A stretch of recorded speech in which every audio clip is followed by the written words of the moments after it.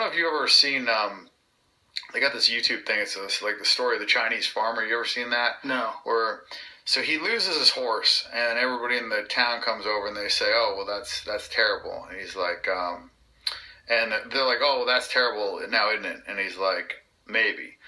And then the next day, 7 wild horses come back, and they all come over, and they say, "Oh, well, that's great." And he says, "Well, maybe."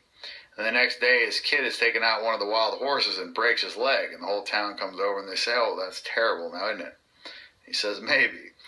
The next day, the conscription officers come over, and they're, taking people into the military to go fight, and they pass by his son because he's got a broken leg, and the whole town comes over, and they say, "Oh, that's great now, isn't it?" He says, "Maybe." And the point of it is that you never really know if something is bad or good because you don't know how that's going to affect the rest of your life. Like back, when I'm 2 days before graduating SEAL training, I've done 510 days of it. I've put my fucking heart and soul into this fucking thing, and I get kicked out because some fucking guy doesn't like me. And, it's kind of hard to look at that in any way other than, oh, well, that's fucking terrible. But as I'm older and I've experienced a lot, I can look at that and be like, well, half my class died, right, in combat, so I could have fucking died.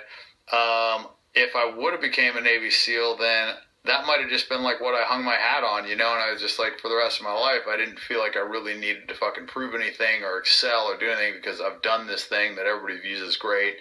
And I don't know if I would have been as motivated. And so there's just like a lot of things like that in your life that in the short term you look at them as being extreme negatives or, something that you even view as positive that, it's just hard to say until, it's kind of like run its course and you see what effects that has later on down the line. We're going to end it with some deep shit, Dan Bilzerian. I knew I'd get some deep shit out of you. I knew it was in there, goddammit. Thank you very much, man. I really appreciate it. That was a lot of fun. Really appreciate it. Obviously, Instagram, Dan, Twitter, the same, right? Thanks, brother. That was fun. Good times. Good night, everybody. Oh, we'll be back tomorrow.